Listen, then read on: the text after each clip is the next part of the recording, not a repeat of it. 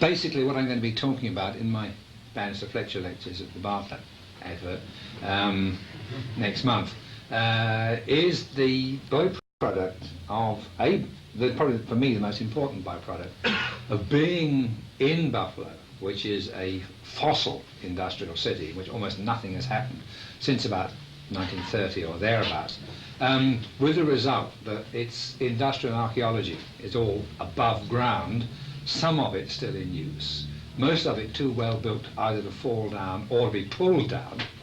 It's reckoned costs $500,000 to destroy a major grain elevator, so they're going to stay mouldering forever as far as anybody knows.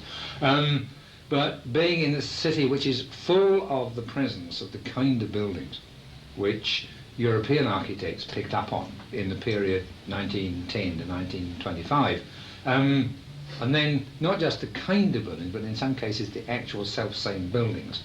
3 of the grain elevators, which are in Gropius's famous 1913 article, still stand in Buffalo, and the ruins of others can be identified.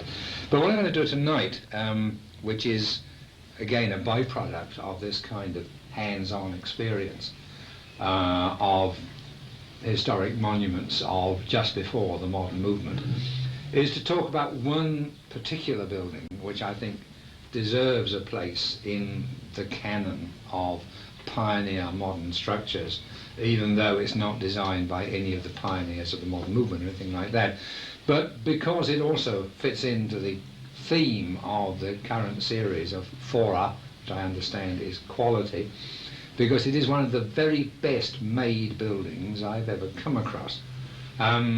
And if we can have the first slide and start the business, I'm going to start with a mandatory quotation from Le Corbusier, because I realise that people feel slightly sort of left out of things, so they don't get a kind of Charlie Jenks routine at the beginning.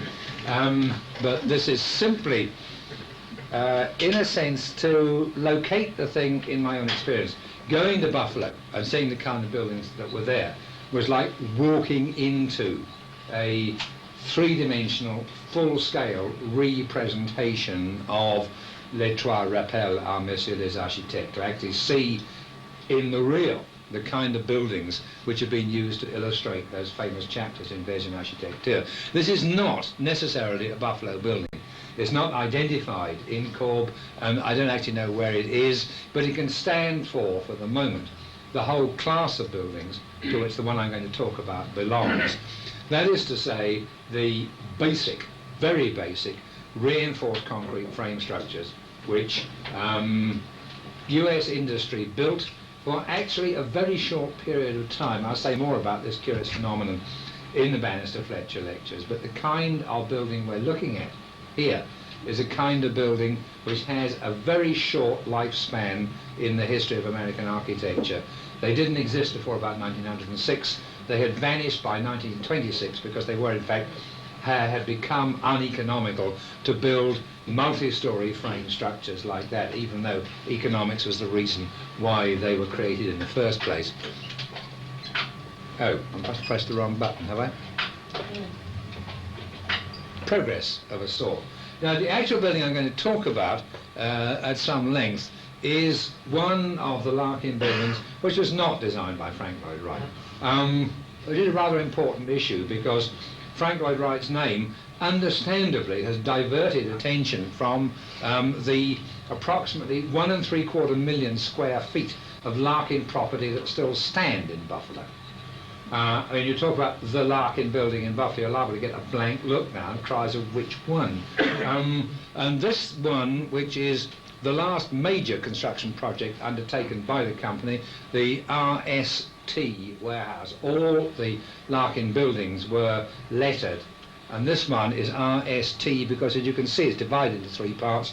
The division is a purely financial one, in fact, for insurance purposes.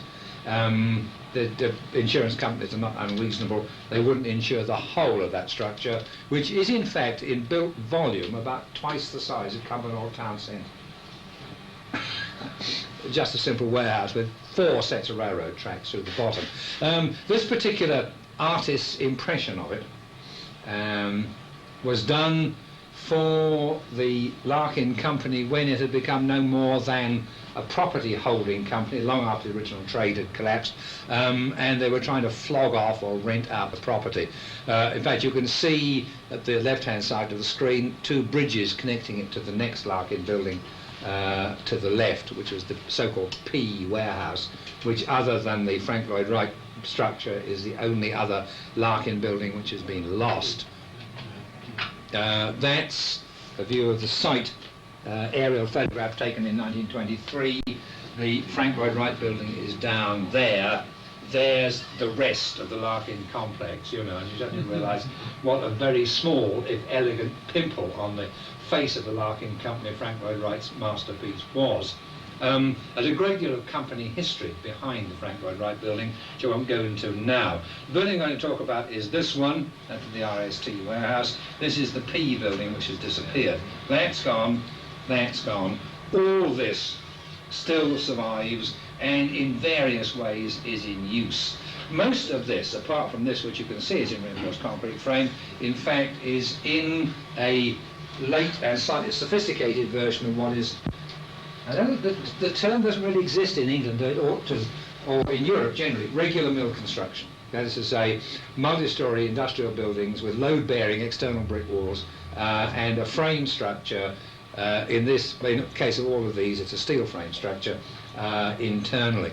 It's one of the great architectural vernaculars of the capitalist world. Jim Richards hit it a glancing blow in the functional tradition, but in fact it would bear a lot more looking at, because it's probably done more in a funny way to shape the rise of modern architecture than is normally given credit for. On the right is the last surviving stump of the Frank Lloyd Wright design there. That sort of Roman tomb. I was going to pose some of my students in front of it with the inscription "Et in Arcadia Ego," because it really has that kind of elegiac quality. The last time I was actually at the site was with a Danish architect, whose name escapes me, who embraced the stonework by the light of the full moon at midnight, as he felt it established a kind of relationship to Frank Lloyd Wright, which you wouldn't get by just visiting one of those pretty suburban houses in Chicago. The wall which runs back behind, by the way, is the rough concrete core of the retaining wall of the side of the side of the site of the famous building. The whole thing is incredibly gimcrack construction when you get inside. I mean, beautiful brickwork, and that is a granite capping on top of it. But inside is pure crud work, you know. I mean, I certainly realised that they'd never been to Rome at that time, 1904. Frank Lloyd Wright had learned the lesson of Roman construction. So, you know, if the outside's okay, any old garbage will do inside, as long as you put plenty of mortar in with it. The building in the background is fairly typical Larkin Company property. It is part of the enormous Seneca Street property of theirs, the biggest single block. It was spuriously modernised in the 1950s in an attempt to sell it, which is why the windows have flat tops. In fact, each flat top is as you'll see later, there's in fact a shoulder arch window behind the flat top. They put a piece of angle iron across and brought the stucco down to it, but in fact there's an airspace you can put your hand up into behind the angle iron and the stucco. It is a very long building. I had to sort of stand back a long way to photograph it. That's roughly speaking the piece you were looking at before, but seen from the other side, the railroad tracks, and it follows the curve in Seneca Street and folds round at the end. And it is in fact all built in a late and sophisticated version of regular mill construction. The building was built in a number of phases between 1898 and 1907. Part you're looking at here is the 1906 phase of its construction. They say you have to discount the windows, which are spook, because it's not, and also discount the fact it has a stucco surface, because in fact the whole thing is built of that. Now this is in fact the back part of another part of the Larkin complex, but it is typical of the basic structural system which runs right through the whole thing. It's brick. This is brickwork which has not been serviced or repointed now for 78 years. I mean, that's the quality of construction which was felt to be, I mean, it's a question that you could get it, but it's felt to be proper in industrial buildings in 1904. It's all in, as you can see, narrow pointed brickwork. All the exposed corners are snubbed, all built with bullnose bricks, which means there are no sharp corners to spall off in the Buffalo winter, which is foul. Tell you about that some other time. And it's quite systematically built. Pairs of windows with a central brick mullion, each window shoulder arched, a big shoulder arch spanning over the top, then projecting buttresses on either side, everything with bullnose corners, everything laid to very fine pointing, as good brickwork as I've seen outside ancient Rome, and apparently of equal durability. I mean, for unmaintained brickwork, this is extraordinarily good. And most of this 1.75 million surviving square footage is built in this kind of way. The detailing is very interesting, and I found by far the most fascinating part of the whole building, because it involves an extraordinary ad hocery in the use of ancient and modern materials and techniques. The loading doors mostly follow the pattern. You'll see that woodwork pattern again later. That one's had glass put in. Glass is non-standard. As you can see, the jambs on either side of the door are protected with angle irons. That is not a later alteration. They were built with angle irons on the corners, so that when the trucks backed up to them, or when the rail cars, the railroad trucks flapped their doors open, they did not destroy the corners of the brickwork. Everything is craftily protected. You'll see it in some of the English mills in the Stroud Valley and places like that, but not so systematically, and of course those are mostly stone-built buildings and not brick ones anyhow. But it's the way in which the lintel and the top of the jambs is managed. The snow exaggerates the effect, as you can see it there, but at the top of the jamb there is a sizable piece of granite, weather protecting the whole of the brickwork, and then accepting the load of, as you can see, three, they are in fact wrought iron, they're not even RSJs, three wrought iron I-beams laid across the top. And throughout the whole system, wherever there is a loading door, this construction procedure is used, that is to say, with a stone pad to protect the top of the brickwork against the weather and to accept the load of the metal lintels that span across, because there is in fact no decent and comfortable way, as many of you will know from bitter experience I suspect, of loading RSJs or other I-beams directly on the brickwork without excessive local crushing loads. And as you can see, there's rather a lot of wall piled on top of this, so that kind of device. Now, that kind of device had in fact been developed by the architect of this building, R.J. Reedpath and Son, in earlier work for the Larkin Company, and you'll find it in a number of buildings in Buffalo, but they're all associated with the one client, which I think is interesting. I mean, Larkin were Reedpath's biggest employers right the way through, and there is a distinct architect-client symbiosis, or whatever the word is, going on there. The clients, I think, were prepared to spend up on detailing in a way that maybe other clients were. But even so, they were a successful commercial organisation, and you have to see this as economical construction, given the financial habits, I think is the right way to put it, of the period.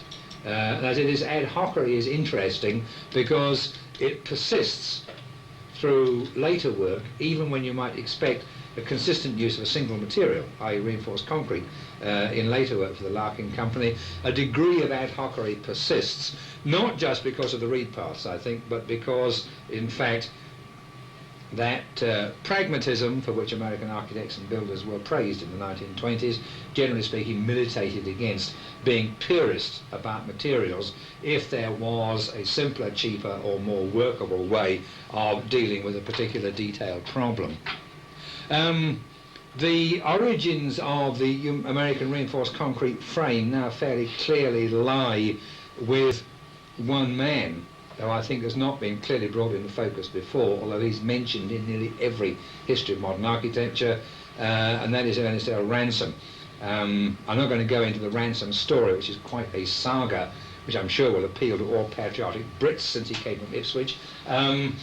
But Ransome is the real developer of the reinforced concrete frame industrial structure. This is part of the United Shoe Machinery Company Corporation factory at Beverly, Massachusetts. And if you want to know the rest of that story, you'll have to come to Bannister Fletcher lectures in due course. But that's 1906, which is one of the earliest reinforced concrete frame factory structures on the East Coast.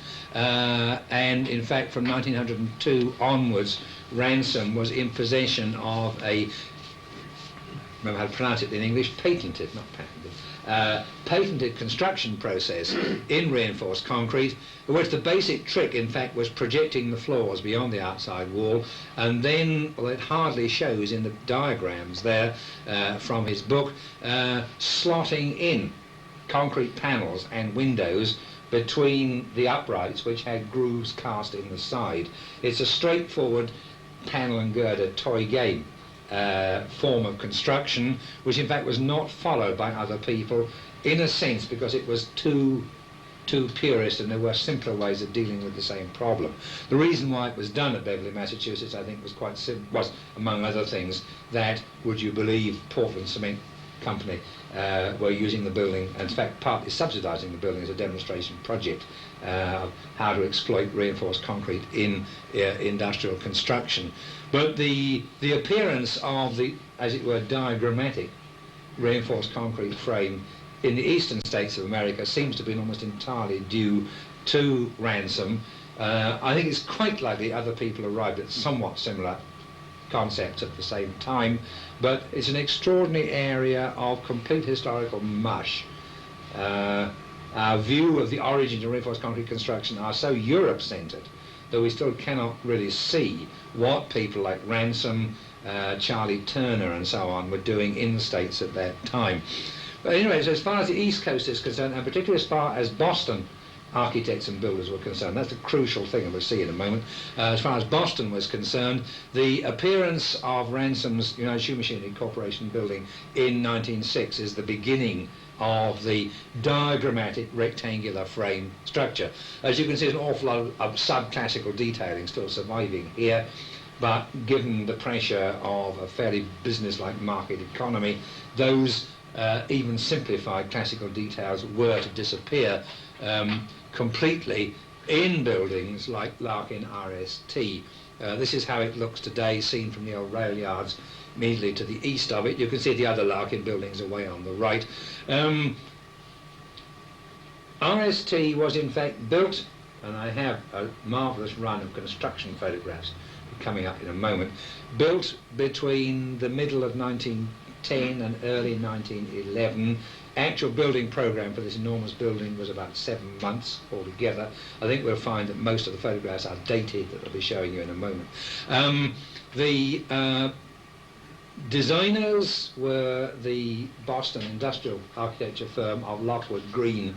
Lockwood Green were classic American giant omnicompetent office of the sort that people think that Cordell Rowlett Scott invented. But in fact Lockwood Green, who started up somewhere in the 1850s, their origins are lost in the mists of Bostonian antiquity. Lockwood Green would not only design your plant, you only had to tell them how much money you had and what you were going to make, and they would take over everything, including the location of it. They conducted extensive demographic and economic surveys of the whole of the industrializable United States right down into the South. In fact, their trade followed the cotton trade into the South, and other than their New York office, which is about halfway up Walter Gropius's Pan Am building, their other main bases, of course, is in Spartanburg, in the heart of what was the cotton belt of the old New South. And the construction company, Lockwood Green were the designers. Construction company was Aberthor Construction, who also still survive and are still around Boston. The Lockwood Green aren't anymore. I would say Lockwood Green are a very well organised company. It cost you nearly as much to consult one of their drawings. It does to consult a Frank Lloyd Wright drawing now. Frank Lloyd Wright drawings cost $75 a time to consult, and Lockwood Green drawings cost $50 a time to consult. But they said this is the end elevation as you see it now. The rather sexy ratio of wide and narrow bays which it presents on that end is, they would claim, purely functional. They have to get 4 railroad tracks through the bottom of the building. The tracks run right through and out the other end. And in fact you can see to the left of that little silo, you can see one of the giant double doors through which 2 tracks enter. And the bay widths are, they would claim, dictated by that. You can shift stuff from train to train inside the building. You can shift stuff out of trains and up into the building, down through the building and into trains, or horizontally from trains outwards to trucks on either, to road-going trucks on either side. It's a stupendous piece of rationalised design, simply in terms of the functions it has to serve. It was a packaging and forwarding building only. It manufactured nothing. It put the Larkin products, soap, etc., in boxes and put the boxes into trucks, rail or road, and that's really all it had to do. And the whole enormous design really, I think, hinges round how big was the average American freight train at the time.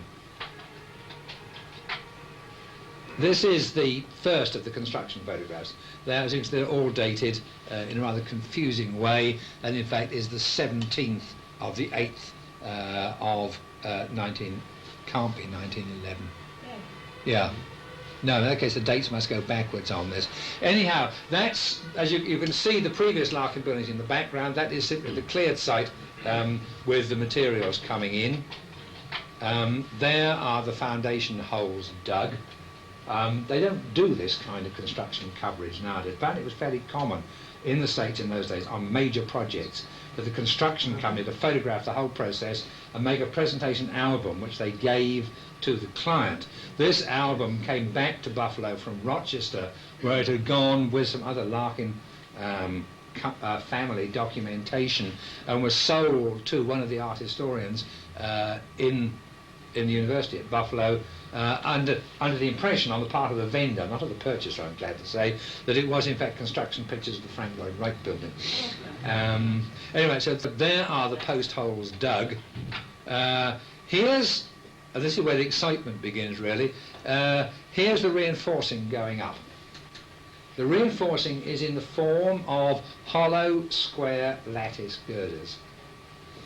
It's not known to have been done anywhere else ever, but it just reminds us this is the beginning, the experimental period still, of American concrete construction, also at a time when competing patented systems, there would be at least 3 available in Buffalo at the time. There would be Ransom system using notched reinforcing bars so they wouldn't slip in the concrete. There would be the Kahn system which used hooked-ended reinforcing bars, bent reinforcing bars, and there would be Turner's system which used pre-wired, that is mats of reinforcing bars tied together with wiring. And I guess Aberthor and Lockwood Green just felt they had to come up with something else. They may, in fact, have had problems paying royalties if they used the other systems. So anyway, they came up with this, as far as anybody knows, unique system. I don't remember the effect these photographs had when we first came on. The floor of my office was covered in astounded architects and engineers looking at these drawings, saying never seen anything, these photographs, saying never seen anything like it. Because the rest of the construction, the floor slabs are entirely conventional. I know that because I've seen core borings that have been taken out of the floor slabs, went straight to the reinforcing bars, and the floor slabs are quite conventional, but the vertical structure is by means of these bolted up lattices, which in fact go up in 2-story lifts. As you'll see in due course. You can see here the concrete work is following them up. Classic rationalised procedure again. Concrete work follows the reinforcing up, and then the glazing comes down again.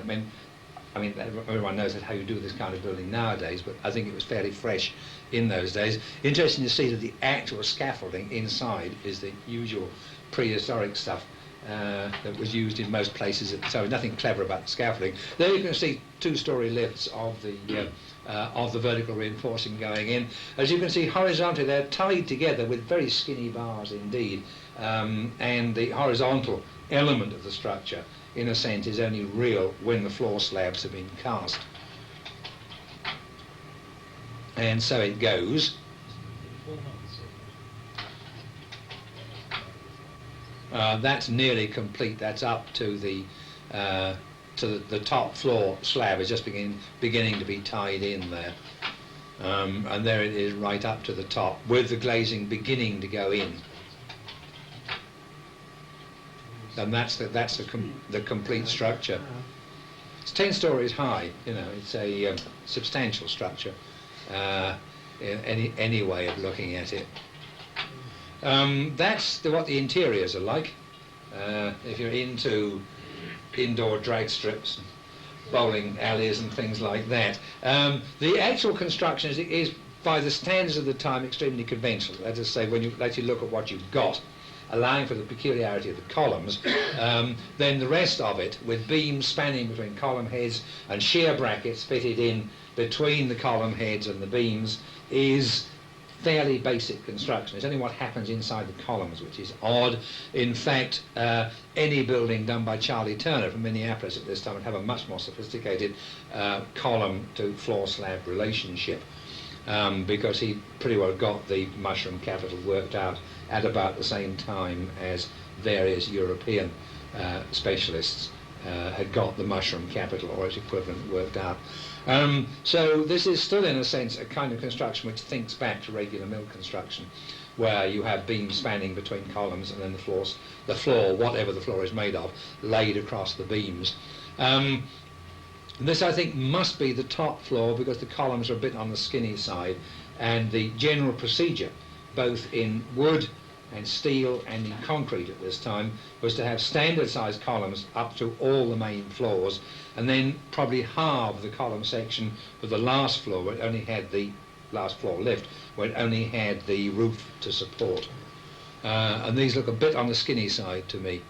I mean, it's a marvel. I mean, it's nowadays used as a printing works by a very intelligent client.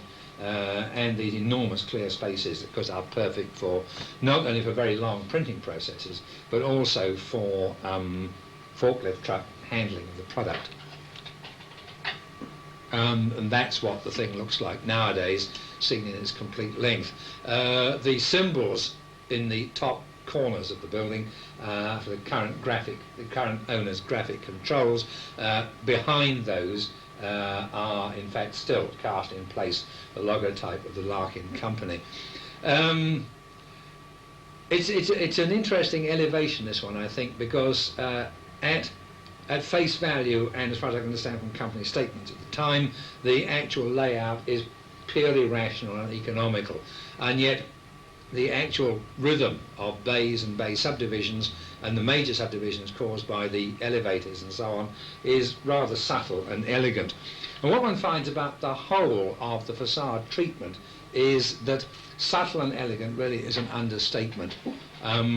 It is a very nicely done building. There's a quality of terrific professionalism, largely in the old Felix Samueli sense of what you can leave out. There is no more to this building, either detail or structure, than there really needs or has to be. And just to look at the facades flat on is to see a lot of, you know, I mean, in one sense it's a building almost without details. And yet the more you look at it, the more crafty the management of the parts becomes. You have to photograph it very early or very late in the day to get raking light to make the detailing show at all, in fact. I mean, that's about a 6:20 in the morning picture, just to get enough raking light to make the pilasters, the uprights, stand away from the brickwork enough. Now, where the sort of ad hocery tradition persists here, particularly as opposed to the purist, if you like, tradition of Ransom, is that instead of using concrete aprons, concrete spandrel columns under the spandrel panels under the windows. You have perfectly straightforward brick infill throughout. What is remarkable actually is how good the brickwork is. It is only infill, but it is really nicely done. You don't get terrible sort of wobbly rivers where the work of two sets of brickies meets in the middle of a panel. Other things I seem to remember happening on Pimlico Flats when I was 3 exciting weeks. I was a brickies labourer in 19, whenever that was, 49, 50, thereabouts. Anyhow, you know, the brickwork is of remarkable quality, as good as in the purely brick-built other buildings of the company, though probably not, in fact, done by local Buffalo labour, as far as I can make out. If anybody can remember, Aberthor brought in their own bricklayers from Boston. But all infill is either brick. Then you get a concrete sill slab, as you can see, which is, I think, is actually prefabbed and dropped into place. And then standard wooden industrial glazing, such as most buildings of this size and type had.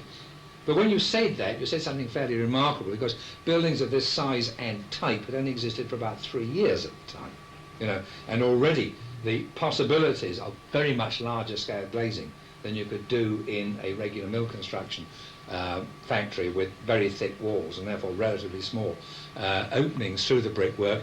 You know, quite suddenly, it seems, almost a new vernacular of glazing had appeared.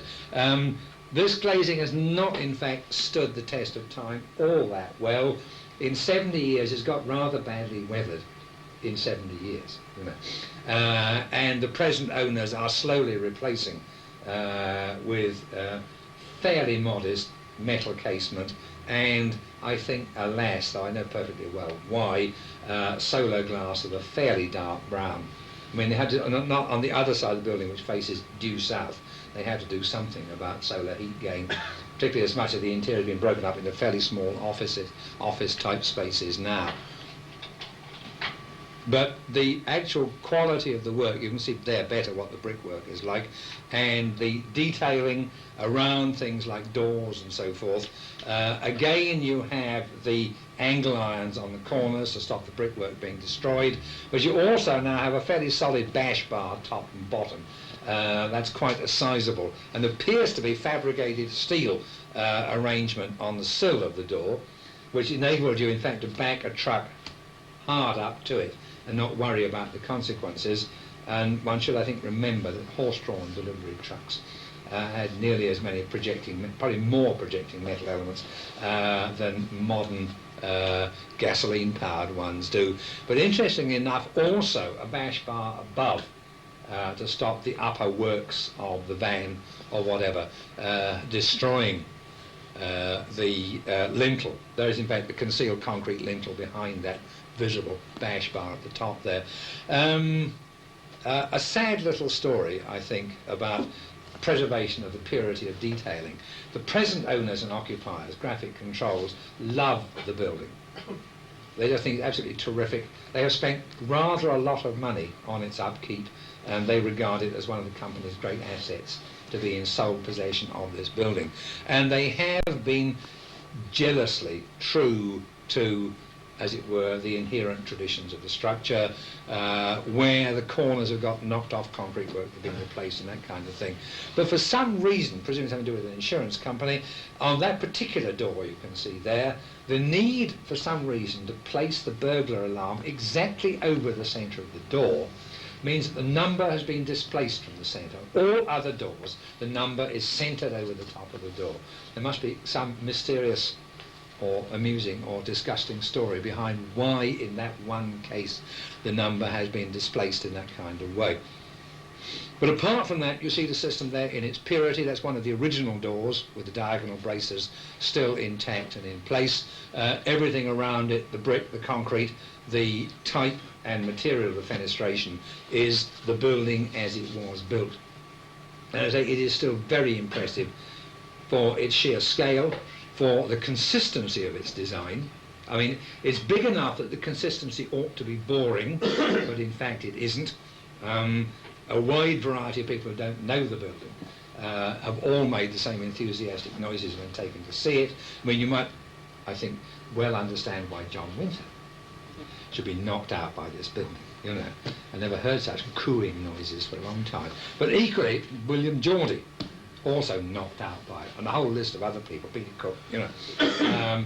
It is just, you know, in terms of a relatively simple kind of architecture, extraordinarily well done, marvellously well put together, and still in extremely good shape, usably and structurally. That's closing right up to one of these door openings. You can see where the numbering should be over the door, exactly in the middle like that. That's a replacement door, not one of the original ones. You can see some idea from the staining under the door how long the building has been there. You know, I mean, it's not a new building, but it's a kind of building which instantly repays a little tender loving care. The upkeep which has been put into it has produced building real quality. The building is not an isolated phenomenon, obviously, and I've talked about it in the kind of absolute sense. It belongs in a rather special place in the history of industrial architecture in the States, and one can make some extremely interesting comparisons.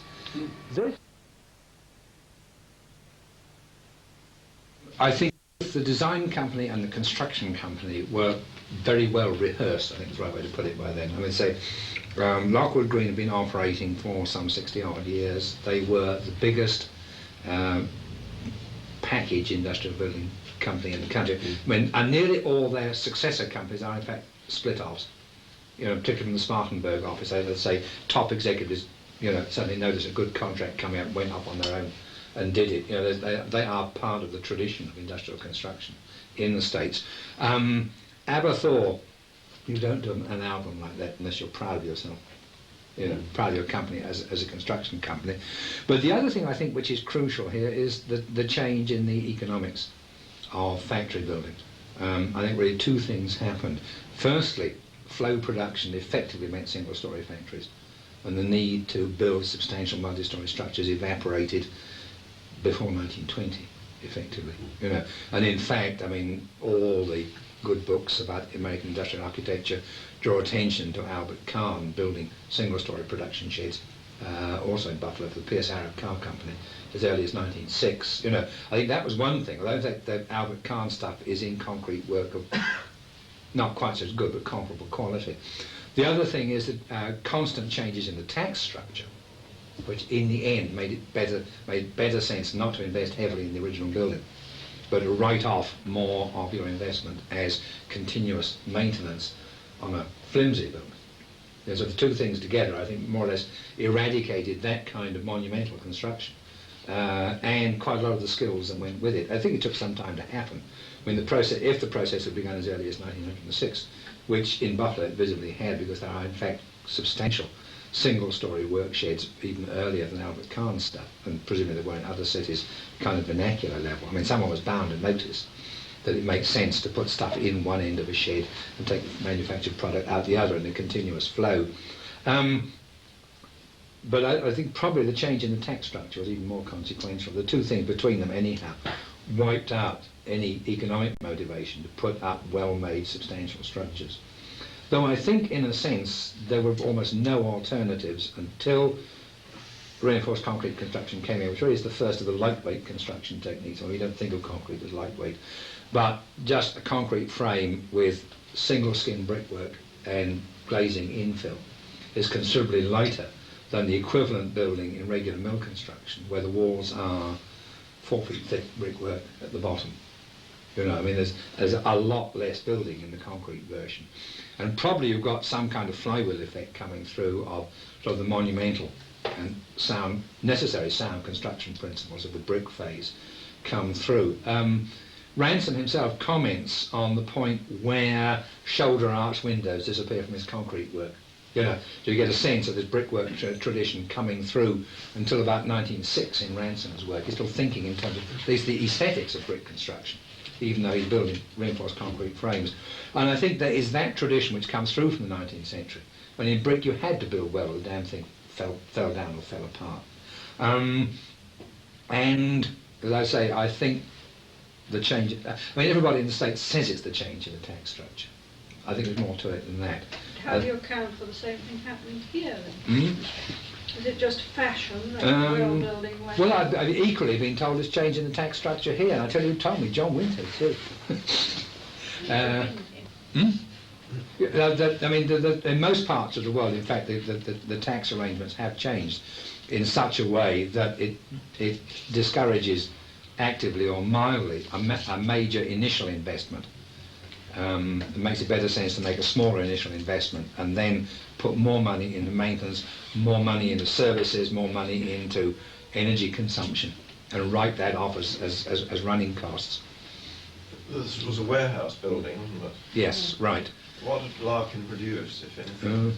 Larkin initially produced soap, but Larkin's star salesman, Albert Hubbard, in the 1880s invented, as far as the American market is concerned, what are called premium coupons. In other words, you collected soap wrappers and you got goodies. One time, if you collected enough soap wrappers, you could get a 1.5 horsepower Oldsmobile. He also invented club selling, Tupperware style, and all that kind of stuff. He and old man Larkin, John D. the First, built the company up on a double basis till it was the biggest mail order concern in North America. They were considerably bigger than Sears Roebuck and Marshall Field in the early 1900s. In 1919, the company grossed 26 million. And as one of my students in Buffalo said, what did they do with all that money? Because the company was wiped out by 1935. It's a positively Thomas Mann type story of the rise and fall of an industrial dynasty. They blame it all on the motor car and things like that, but it was in fact internal mismanagement, a bunch of cousins who took over after John D. the First. But they primarily, I suppose, they didn't so much manufacture, they merchandised, they packaged and merchandised things. So it's a very rational building for that sort of operation. Precisely for that operation. Another whole story is the actual manufacturing processes in the other block, where the main soap boilers were 25 feet in diameter, 8 stories high, were inside the building. There were 6 of them in a block. What the smell must have been like when they were all cooking, I can't imagine, you know. They pulled them out and left a space big enough to put in a vehicle ramp. You could now drive a car to any point on any floor in that building. And just where the boilers were, they've now put in this 8-story ramp system to go right up to the building. But no, so that building was constructed solely to package and dispatch. That's what it's for. Stuff came across from the other building on those 2 bridges. Probably the soap was cut and stamped.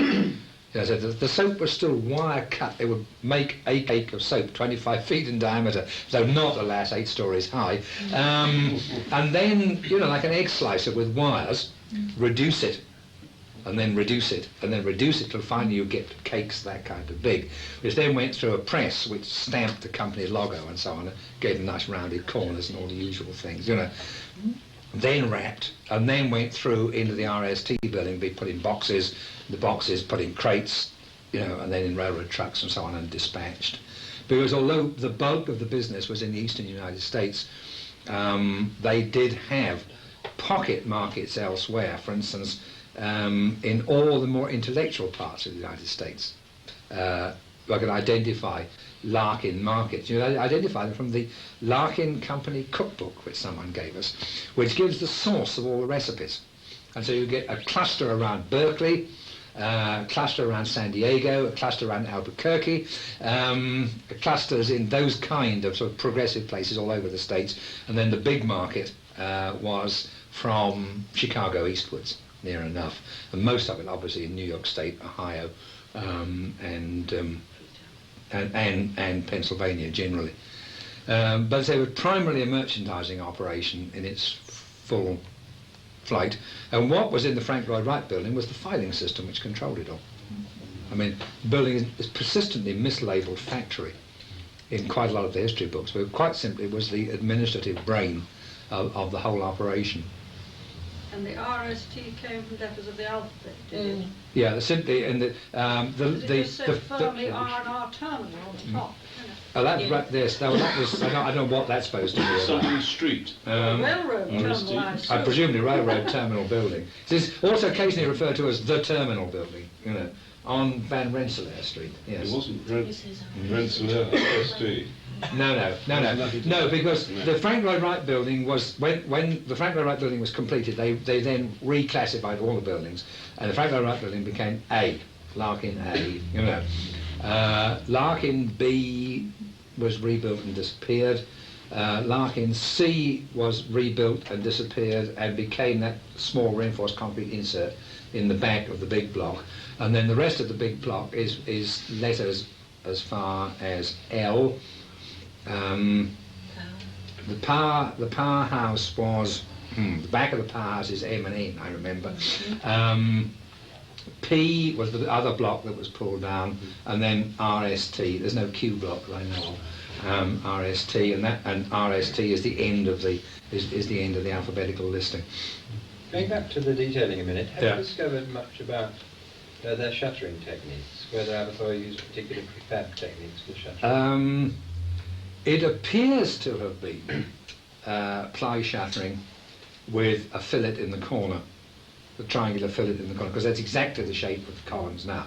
The columns, for the same weather protection reasons, do not have sharp corners. The corners are filleted off. Quite a small fillet, about that big, but just enough to prevent leaving a sharp arris at the corner. You could see the shuttering. You can see, but you can't see what it's made of in those photographs. But the best guess I got locally was that even then it could have been ply shuttering, and was certainly reusable, because that again was part, I think, actually built into Ransom's 1902 patents, was the idea of reusable shuttering, which he makes a big scene about in the book too. When was plywood invented? Plywood was not cheap until the 1920s, but was available from the first veneer splitting, roller veneer splitting techniques go back to the... The Egyptians did veneer. Yeah, well, it isn't quite the same thing. But ply in the modern sense, I had to have another conversation with the proprietor of Lawn Road Flats to get the historical details straight. I think it goes back to the 70s. But cheap ply is from the 19-teens onwards, but it was certainly around. But are you sure the glues would have been suitable? Well, that's an for shuttering? interesting question. What I do not see is any plank marks on those external columns, or you can, for instance, you could see quite clearly plank patterns on the underside of the floor slabs in Bethune Hall. But you sure the last it building weren't I steel showed you. sheet lined? Well, I don't know. I mean, it could be. I mean, it goes in one-story lifts. You get a join at spandrel level on each floor. But I don't know to what extent they've been resurfaced is the other thing. I mean, we know that the Larkin Company in its dying years put this awful rubber gub on the surface. I know it had to be virtually ground off. So it may be whatever surface marks were there have now have been forcibly removed. One of the slides had, I mean, was timber shuttering, wasn't it? It was timber across the outside. Yeah, there are one or two Didn't places seem where you to can be see any- it. No, there are divisions. one or two places where you can see it. And why was the Frank Lloyd Wright building so badly built then? It's a mystery, because the contractors were Wright's own favourite contractors. I forgot the man's name, whom he worked with in Chicago on a number of occasions and worked with later in Chicago. The brickies and most of the workforce were highly skilled Buffalo locally employed labour. Brickwork was fine. Brickwork was fine. The two main problems seem to be Wright's decision to go into high technology materials. The floor was some form of black magnesite, which broke up very rapidly. And as all internal circulation was on wheels, I'd say goods were moved on trucks, messages were moved by girls on roller skates, this broken up floor space caused a fair number of broken noses and so on, and caused a lot of trouble. And also what appears to be stone trim throughout the inside of that building apparently is wood wool or excelsior or something dipped in plaster. And whenever anyone backed up one of those elegant sharp-cornered Frank Lloyd Wright chairs against an outside wall, you just took a great chunk out of a cornice or string course. The problems were more with materials than with the actual construction. There were also fairly serious heating problems because of the glass roof. Spaces up close to the glass roof but never were very difficult to keep warm. The standard interior pictures of the Larkin building you see come from an album of about 40 photographs, of which the originals seem not to exist, but the Graphic Controls Company has a set done from copy negatives, and all their photographs of the recreations and restaurant spaces up under the roof show enormous hot water radiators along the walls, which are not there in the original design. And then the glass roof started to break up, and there are hair-raising stories of people telling and suddenly looking up and seeing a big piece of glass spiralling down through that six-storey central well. And there are various versions of the stories of one of the stone balls falling off the outside and going through a glass roof and killing somebody underneath. That's not a substantial story. I heard it from several people. I know worked there. people who worked there, but not people who worked there at the time is the trouble. You know, I checked out with Mrs. Mary Bird, and she wasn't actually working there at the time that incident was supposed to have happened. But you think it would be in the local newspaper? Well, that's it, and that's where it can't be found. Yeah. You know, there's no sign of any inquest or anything like that at the appropriate time. But it was in the end maintenance that killed the building. Since we're talking about minute details, Yeah. you seem to know everything about one thing which intrigues me. I mean, it's a very pedantic point, but Good.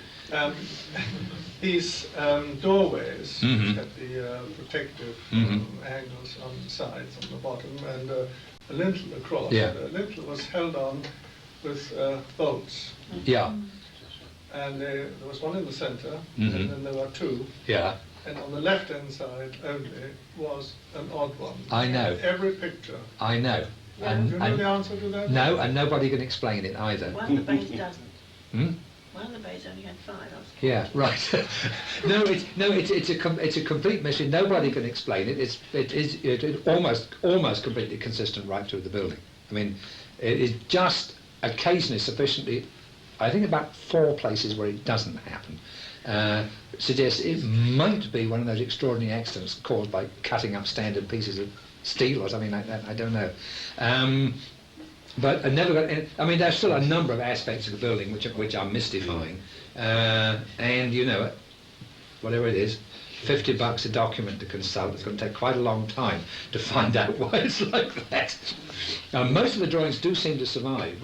We got the man at Lockwood Green to check, and he said they have a fair amount of stuff still on file, still in the old warehouse in Boston. And one of the reasons for the cost is simply finding the thing and then getting it to New York, because all the stuff has to be consulted at the New York even office. the drawings might not tell you why that. No, well, I'll tell you why that should happen. It'll be interesting to see how the spec was written. There is a fairly complete specification for the building. For reasons which go back to the heroic age of duplicating, the document is printed backwards in reversed white on black, and you go mad trying to read it. I don't know why it should be like this, but it couldn't find any indications of that. I mean, it's a beautiful spec. There's a specification for the floors and so on. Is detailed down to layers, the number of layers of timber, because all those buildings have diagonal oak, 2-inch oak plank floors, you know, laid on the diagonal, on yellow pine sleepers. No, sorry. 2 diagonal layers of 2-inch oak strips, then yellow pine tongue and root boarding laid on yellow pine sleepers on cinders. Every floor is laid like that. Was this because everything was moved on wheels? Yeah, they've had in fact to iron plate the floors in points where there's very heavy loading. Not in the RST building, where the floor seems to have survived remarkably well. And I think must have been taken up and replaced. But in the big block, there are whole iron streets running between the columns where the loading, or the wear, got such that the woodwork was beginning to break up. The 2 sets of tracks go on this Yeah. movement of stuff through the building. Yeah, 2 sets of tracks go in, yeah. and the trains then come back out again. They could go right through. Or can they go Right through into a shunting yard at the back of the other block. Right. Yeah. But eventually they're going to have to come back out. Yes, because no, they could in fact have gone on into another part of the external railroad system. Because a map I didn't bring, because in fact it's a map of the area made just before the Larkin buildings were built, shows a very complex system of railroad, what they call Ys in the States, where you get branching lines and connectors, which pretty well bracket the site, a perfect site. There was a canal, there was Seneca Street, the main road to the west, and there was this, I think the site is bracketed by 3 railroad Ys, and trains could in fact go in and out of the site at either end, and probably and off do. the trains they go onto platforms on the ground floor. Yeah. That's right, the platforms are at truck floor height. Which is that door height for... That's right, for the offloading on the outside, that's right. So how does it then go up and down through the building? Then there are 5 banks of elevators. Each bank has had There's originally. no slot down through the building. Above No, the train. no, it isn't. No, it isn't how it works. The floors are continuous above the train. No, you've got 5 banks of elevators. There's an elevator in each external corner and at the intermediate positions, and then there are elevators which go up, pairs of elevators which go up from the middle platform as well. How early were elevators? Then? Oh, Much elevator about technology was fairly old and comfortable. Was. Electric. Otis, yes, all electric. Some have been rebuilt and can handle. Yeah, where electricity was extremely cheap. Some of the elevators have now been rebuilt, which accounts for some extra structures on top, and can handle. I forget what it is. The elevators can lift 8 tons or something like that. You know, That was quite a well-tried technology. Oh yeah, because I mean the basic Otis patents go back to the 1860s for the safety electric elevator. Yeah, and it was no great technological leap to fill a building like that with elevators. All those buildings have got massive elevator systems in, and it still made sense to move goods in the vertical sense. It was almost the last generation of industrial buildings in which it didn't make better sense to move them horizontally. The trains were steam trains, weren't Sure, right, yeah. they? It must have been... Well, it's quite likely that in fact the engines never entered the building. They probably they have switching engines, they call it in the States, which just push the stuff in from the outside. No, that area was never electrified, if I remember. I mean, a good deal of those particular systems, which is New York Central and Chesapeake and the Lackawanna, were electrified around New York itself, but not out there. It went straight from steam to diesel. But the filth in the area was the reason why the Frank Lloyd Wright building Was a sealed system, was because it was next to the other set of switching yards, which was extremely dirty. And couldn't get those nice little stenographers to come to work there. Oh, it wasn't that. It was that soot is the destroyer of hollerith machines. You know, all the indexing was done on punch cards. You know, and nothing like soot for screwing up a punch card machine. The little electric feelers on it. But I know you've seen pictures of the interior of that building with all the girls in their identical white frilly blouses and their identical strings of pearls, which Eric Mendelssohn claimed cost $1. Sort of thing Eric Mendelssohn would want to know about, you know. Peter, is it? I hope it may be too long, What? but I would love a very brief description of the rise and fall of Buffalo and why. What its Well, are you going to do this number or shall I, Mary? its geographical background was, or its raw materials, or... We've got 3 hours. We've got so- 3 hours. All right. There was absolutely no reason for Buffalo to be anything at all. It was a small fishing village on the side of Lake Erie called Black Rock. It was a part of a government reservation. It developed a little bit south of the government reservation.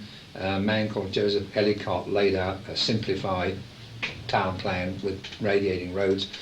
Then DeWitt Clinton had the great idea of joining the Hudson River to the Great Lakes by canal. And in the subsequent political manoeuvring, for reasons... it's the Erie Canal. The Erie Canal. Subsequent political manoeuvring, Buffalo, the mouth of the canal was brought to the Buffalo Creek and not to Black Rock. You know, it's a difference of only about 2 miles, but it changed the whole history of the area. Because at Black Rock there is no low-lying land in which you can cut docks and things. It was, from many points of view, it was a better place for the canal to come out, but bringing it out near the mouth of the Buffalo Creek meant that there was a marshy ground immediately south of what is now downtown Buffalo, in which any idiot could excavate a dock, is what it comes to. So that was the reason for the beginnings of the rise. It then monopolised the lake's grain trade, particularly, and the lake's hide trade and the lake's tallow trade and all that kind of stuff. And then, as our friend Mark Goldman, the Buffalo social historian, points out, there comes a point when you think it's silly to take this stuff off a boat, put it on the dock and put it on another boat. Why not do something with it while it's on the dock? So this is where really the Buffalo industries start, is in flour milling, brewing and processing the raw products from the prairie states, and packaging the manufactured products that came up from the manufacturing cities in the east before they went to the prairie states. All up and down the Erie Canal. All up and down the Erie Canal, which was the gateway to the west. When the United States was preparing for the Oregon War against the Brits, which never happened in the 1850s sometime, Buffalo was the staging point for Oregon.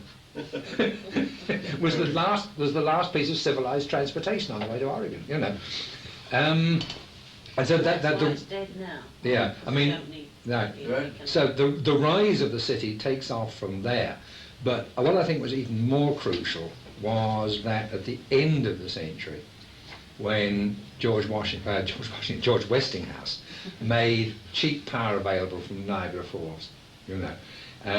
Because it then made possible to turn the city inside out. Instead of all industry being concentrated around the harbour, with electrical power and a beltline railroad running right round the town, you get all the new industries go out to the perimeter. Larkin, Pierce Arrow, Curtiss Wright aircraft, you name it, you know, they all went. Wurlitzer Organs, that's another great Buffalo company. They all go to the perimeter of the city, because they had excellent railroad transportation all the way around, and you can apply electrical power anywhere. It was so cheap and so easy to move about, you know. And you get the whole second generation of Buffalo Industries, which then grows to become Curtiss Wright, as it later was, Chevrolet, Tonawanda, Ford to the south of town, the huge Lackawanna steel plant, you know. And then human psychology takes over, really. I mean, the railroads began to make the location of Buffalo pointless. I mean, Buffalo concentrated the railroads in the first instance in the way that Chicago did, at its end of the lakes. But then it occurred to people, why take the grain off the train in Buffalo? Why not take it straight onto the East Coast, you know? But even so, I think because of the way the freight rates were rigged, Buffalo is still, well, it was last year, the biggest grain milling centre in the world. 6 mills do it all, you know. But that, I think, is almost certainly doomed. A very slight change in the freight rates, and that'll be it. Everything will go straight to Baltimore, or even Houston, Texas, and places like that.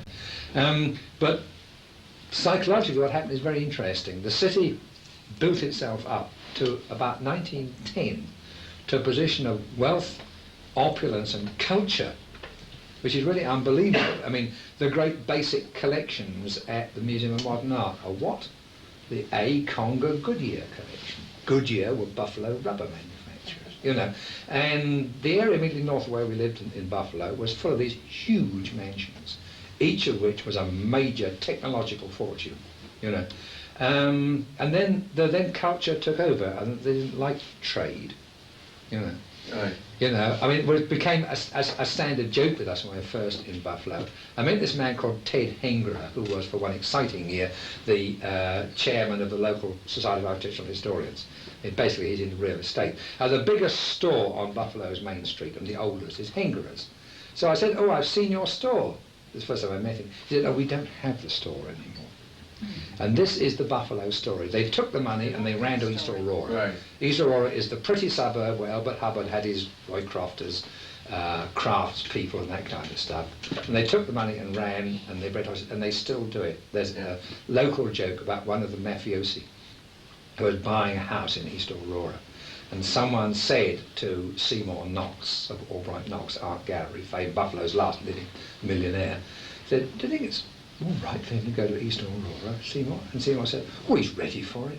You know, I mean, and this was the tradition. They went out to East Aurora and they bred horses and they lost interest in the company. the control of all the companies in Buffalo, except Coffee Rich, who make that milk-free coffee creamer, has gone out of the city. The last one to go was Graphic Controls, which wanted to stay, but the man who runs Graphic Controls was sold out underneath by his shareholders. He did too well. He did too well. The There was, shareholders was really unavoidable takeover bid, you know. I mean, they sold out to, would you believe, the Los Angeles Times Mirror Company as the least objectionable of the takeover bids. But that was, so Coffee Rich is the only one which is still in local control. All the others are controlled from outside. And as usually happens, Detroit, Atlanta, or wherever, sort of faced with a financial crisis, switches off the most remote factories. Right. Second highest unemployment rate in the United States after Syracuse, New York. 18.7? Something like Even that. when we were there, Even when though, we were there, it was still headquarters of companies were closing down and pulling out. And pulling about out. once a month. Yeah. US Gypsum pulled out while we were there, was leaving behind a marvellous Art Deco headquarters building on Delaware Avenue. I wonder what ever happened to that, Mary. Did you find out when you were there? No. What size town was it? 2 million. 2 million. 2 million. At its full. That's Greater Buffalo, you know. Now The- it's about 120,000. Yeah, I mean, the actual city, there's a huge suburban area which is still inhabited, but the actual city is now down about the size of Norwich, or something like that. Amazing. Yeah, right. You know, and really the Larkin Company story is the epitome of the whole thing, you know, because they took the money and ran to East Aurora, and the company just collapsed under them. And employed one person out of every 5 families in Buffalo at the height of its success. Amazing. Yeah. Really got too big. Everything got too big. I suppose that's it. I suppose sort of provincial talents couldn't manage it or something. What sort of mansions did they build for themselves out there? That's interesting because I mean one of the things for which I think convinced Frank Lloyd Wright that the universe was against him and he was a tragic figure was that the Larkin Company did not ask him to build their mansions. He obviously thought he was going to get the job. The Larkin Company built 5 major family mansions on a single city block with a wall run. Well, it's a modest wall, but it says this is the Larkin compound, you know. But all Right. their directors. No, it's the Larkin family. Yeah. One story at a time. Larkin family built Anglo-colonial houses designed by what's his name's father. Yeah, well, anyhow, it's in the guidebook somewhere. In this compound, and 4 of them still survive. They're actually very good, highly professional, very well made, and totally boring. I mean, they would pass unnoticed in Surrey, you know. But the management cadre at the Larkin Company, the people who called in Frank Lloyd Wright, built Frank Lloyd Wright houses. The Martin House, the Barton House, the Davidson House is probably one of the best, and we've lost one, the one on Soldier Circle. It's not a good one. Not a good one. It's a mangled version of the Martin House. There were 5 Frank Lloyd Wright houses in Buffalo, all built for members of the Martin Elbert Hubbard clique. And Martin was called in from Chicago to manage the company. There was a marriage connection to the Larkins anyhow, and so took over from Elbert Hubbard, to whom he was also connected by marriage. It's a fairly tight little business like that. And Martin then ran the company until the cousins sacked him in 26, thereabouts, just after the 50th anniversary of the company, which was in 25. And the company was more or less dead in 5 years after that. You know, disaster is extraordinary. The other mansions, there were 3 by McKinley and White, not for Larkin Martin people, but for other companies. 3 by McKinley and White, 2 H.H. Richardson, one of which still stands. A very early Richardson was still in his French École des Beaux-Arts mode, very interesting. I mean, not Beaux-Arts as we understand it nowadays, but the sort of romantic classicism of the 1850s almost. And others of that sort of quality. I mean, are very impressive buildings, if you like that kind of building. Very, very well made. I mean, they're in all sorts of the usual styles, English, collegiate, Gothic, Putney Hill, Italianate, and all that kind of stuff, and all possible variations thereon. With the woodwork Mm. and But the it's when you- metalwork and the stained glass. And the glass, particularly the clear glass, not stained glass, but clear glass is fantastic, you know. And the woodwork, our landlord, who wanted his house to be by H.H. Richardson, which any idiot could see it wasn't, it turns out to be by Silsby, Frank Lloyd Wright's first master, one of only 2 buildings he did in Buffalo, I think. Interiors, there is an oak room, a walnut room, a mahogany room, a cherry wood room, a pine room. The quality of the carving will make you cry, it's so good. I mean, it's repulsive to look at, but just the quality of the workmanship is astounding. What, between the mahogany room and the cherry room, there are sliding doors, which are cherry both sides, aren't they? They're that thick, they're on brass rollers, and they used to roll at the touch of a finger. Absolutely precise. Did that sort of craftsmanship sort of, evolve from... German immigrants made German immigrants brought... There's no sort of technical schools or craft schools? There were quite good craft schools, but it was basically a trade and apprentice thing. And while we were just before we left Buffalo, one of the last of the great woodworking companies finally collapsed and sold out. Hager's, German name. Their attic was full of the working detailed drawings for the inside of practically every building in Buffalo, was discovered. But there wasn't time to rescue it all.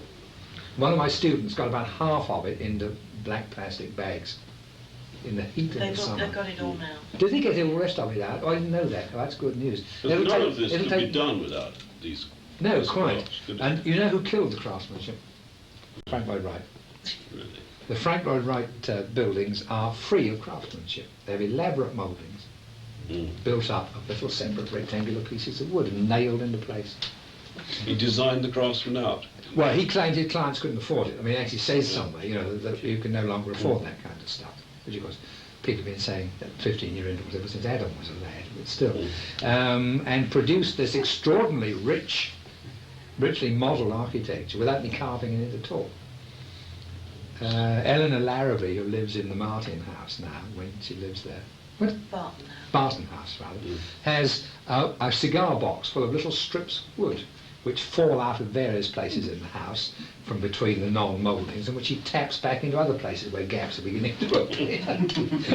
They are little strips of mahogany, and they are veneer thickness, you know, which were used to wage up and fill in and things like that when the house was built. A little bit of differential settlement here and there, particularly in the winters, and bits drop out, you know. She taps back into slots that she can reach. Is that because he felt he couldn't rely on the craftsman, or wasn't aware that the craftsman was there, or just didn't regard it? I think 2 things. I think firstly that I think it was genuinely becoming difficult to afford it. We're talking about 1909, 1910, you know, difficult to afford the old-fashioned kind of craftsmanship. And secondly, I mean, he's fairly clear about it. I think it's in the Art and Craft of the Machine, where he talks about the plain machine-cut rails, which the machine can make so much better than we can. He actually liked that stuff, you know. And I think what I think he particularly liked was building up these elaborate details out of it. There are some good slides which will be in the first Bannister Fletcher lecture. Do I get another drink? Well, it seems to be just a touch of a lull, as it's 9:05. I'm sure there'll be some food unless somebody's got a burning question on their lips. How to sum up? Well, I think really to thank you for this terrific enthusiasm and flow of this new world that certainly I've entered into. I had no idea any of this sort of thing was going on, you know, even though it was 60 years ago. Yeah. It's terrific, and I think we'll all be lining up for the Bannister Fletcher lecture. At least half the proceeds of that go to the RIBA library. 3 of them, wasn't it? 4. 4 of them. Yes. So we'll all be Huh? lining up for that. That's right, yeah. Oh, really? That's No, right. do they? It's usually 3. Better value for money, Yeah. she said. Well, I'm here, I might as well do it. I'm here, I've got the slides, I might as well do it, right. What's the date of the 4th? The 13th. The 13th, then they're the Tuesday and Thursday of the next week, and the 25th is the last one. I think, yeah. They're, Is it Thursday, 13th, 18th, 20th, Thursday, 25th? Tuesday, Thursday, and a Tuesday. Well, we all go on talking while we eat. Yes, please, with our mouths full. Digestion, Right, and I'm yeah. sure you deserve Thank not only you. a round of applause, but some food as well. Thank you, thank you. Very much.